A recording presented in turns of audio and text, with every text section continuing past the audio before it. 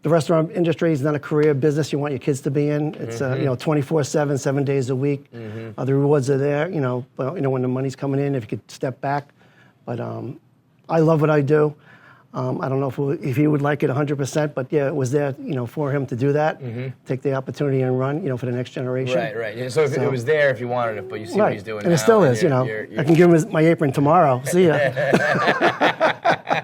What do you think when you see him now, though, on the stage or on the mic? Or? Yeah, obviously I'm proud. You have children, as you know. Yeah, and if Keegan is, half the guy he is, I'd be thrilled. Yeah, so I'm just proud that, the dedication and stuff like, even working here, like when you're working for your parents, you're not going to step up as much as you are, but we showed him on the outside when he, started with Barstool, he went above and beyond. I guess he sees that, what we do here.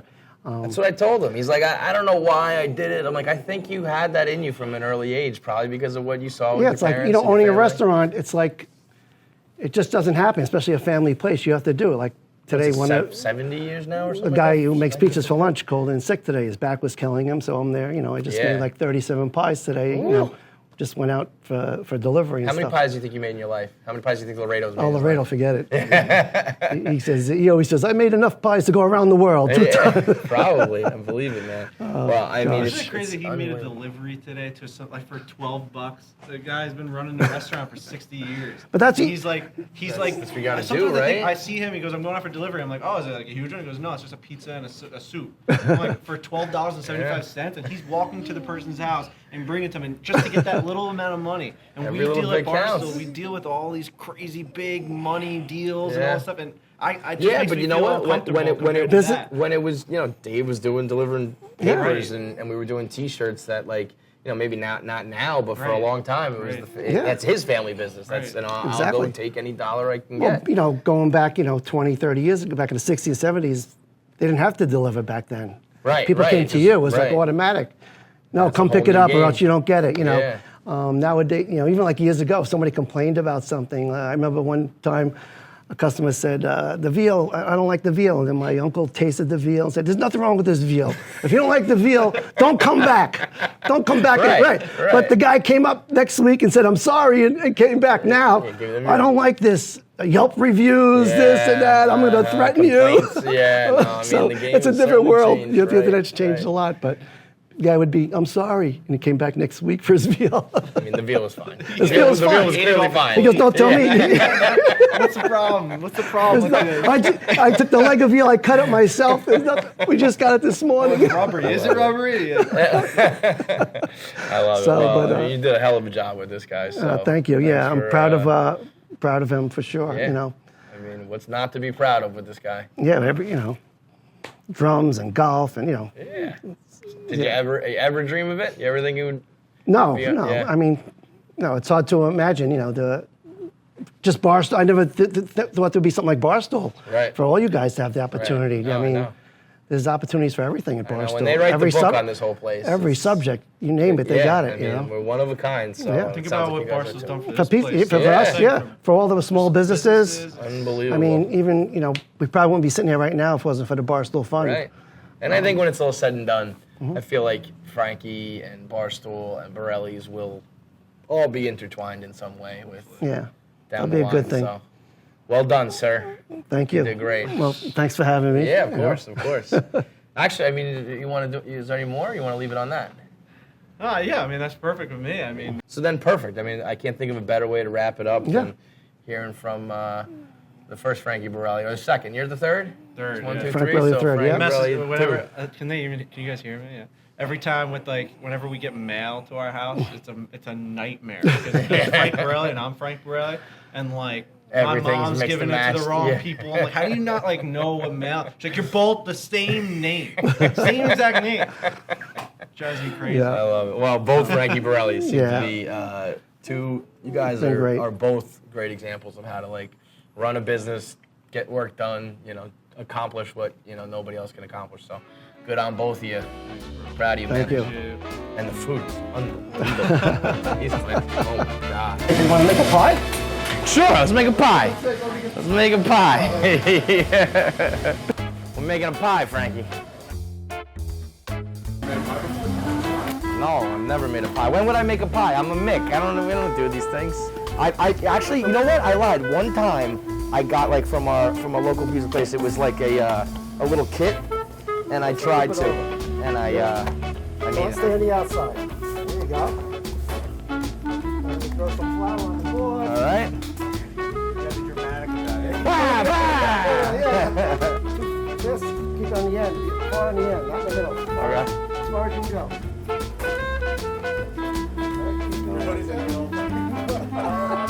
Whatever. Oh no.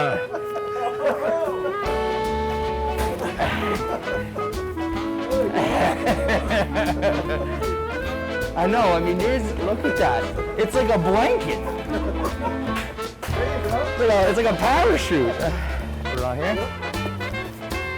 This is when you do you pour it, and then you go like this, right? Yeah. Not exactly the most even, huh? Maybe the worst pie probably ever made of Borrelli. Sometimes that little sauce on the crust is good because then the cheese gets on it. It's like From the outside. look at that. Right here. Oh, that looks legit. Yeah. Sprinkle. I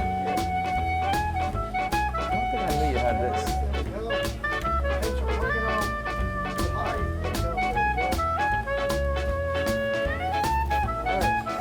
There you go. Pull. Yep. Hey, how you doing? Let's go. Cavino. I love it. You got a little rush to it. Yeah, I always yeah. wanted to do that. Imagine making 100 of those in an hour. Like, Yeah. I mean, what's like? Is there like a Borrelli special, like a dish that you guys do or anything, or is it like you just do everything? You know what? We start off with things always added stuff to the menus.